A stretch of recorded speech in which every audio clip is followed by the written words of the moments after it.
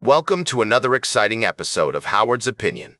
I'm your host, Howard, and I'm thrilled to have you all tuning in today. We've got a packed show for you, filled with the latest sports news, controversies, and opinions. So, let's dive right in. Today, we're going to talk about the turmoil surrounding the University of Florida football program.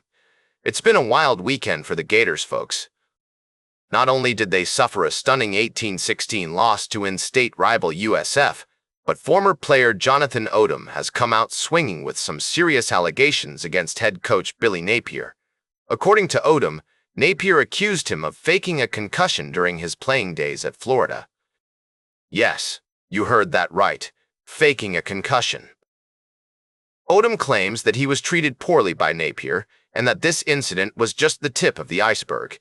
He even went so far as to say that Napier's behavior was part of a larger pattern of mistreating players. Now, I know what you're thinking. Is this just a case of sour grapes from a former player, or is there really something more sinister going on here? Well, let me tell you, folks, this story has all the makings of a full-blown scandal. And with the Gators' upcoming schedule featuring powerhouses like LSU, Miami, and Texas A&M, the pressure is mounting for Napier to deliver some serious results. But here's the thing. If these allegations are true, it raises some serious questions about Napier's leadership and the culture within the Florida program. I mean, can you imagine being a player and feeling like your coach doesn't believe you when you're hurt? It's unacceptable, folks. We'll be keeping a close eye on this story as it develops, and we'll have more analysis and discussion throughout the show. But for now, let's just say that Billy Napier and the University of Florida have got some splaining to do.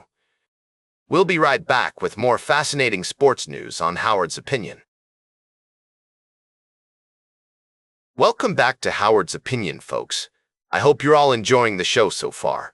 We've got a fantastic segment lined up for you now as we delve into the fascinating world of sports broadcasting and get to know one of its most iconic figures, Jim Nantz. You may recognize Jim's soothing voice from his work on CBS, where he's been calling play-by-play for some of the biggest events in golf, football, and basketball. But what you might not know is that Jim's life has been marked by both triumph and tragedy, including a very personal connection to Alzheimer's disease. As we explore Jim's story, you'll learn about his close relationship with his father, Jim Nantz Sr., who sadly passed away in 2008 after a long battle with the devastating condition. This experience had a profound impact on Jim, inspiring him to write a book titled Always by My Side, The Healing Gift of a Father's Love, and even founding the Nantz National Alzheimer's Center in Houston. But that's not all. We'll also take a look at Jim's remarkable career, from his early days playing golf at the University of Houston to becoming one of the most respected voices in sports broadcasting. You'll hear about his signature catchphrase, "Hello, friends," and how it originated as a heartfelt tribute to his father. Throughout this journey, we'll also meet some of the people who have been instrumental in Jim's life, including his sister Nancy Hockaday and his wife Courtney. We'll learn about their roles in supporting Jim and his family through the ups and downs of his career and personal life. So sit back, relax, and join me as we explore the inspiring story of Jim Nantz, a true legend in the world of sports broadcasting. From his early days to his current status as a household name, Jim's tale is one of perseverance, passion, and dedication. And now, let's take a brief pause before we move on to our final story of the day. We've got another exciting tale lined up for you, so be sure to stick around. Stay tuned for our final story of the day, right here on Howard's Opinion. Welcome back to Howard's Opinion, folks. We're wrapping up today's show with a fascinating story about the one and only Tony Romo. You know him as the former Dallas Cowboys quarterback, but what you might not know is the incredible family background that shaped him into the person he is today. As we dive into Romo's life, we find a rich tapestry of heritage, hard work, and dedication.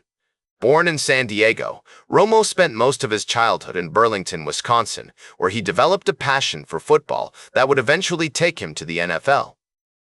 But it's his family story that really catches my attention. Romo's paternal grandparents, Ramiro Sr. and Felicita, immigrated to the United States from Mexico, working tirelessly to build a better life for themselves and their loved ones. They owned multiple bars and restaurants, fostered children, and even co-hosted a bilingual Catholic radio program.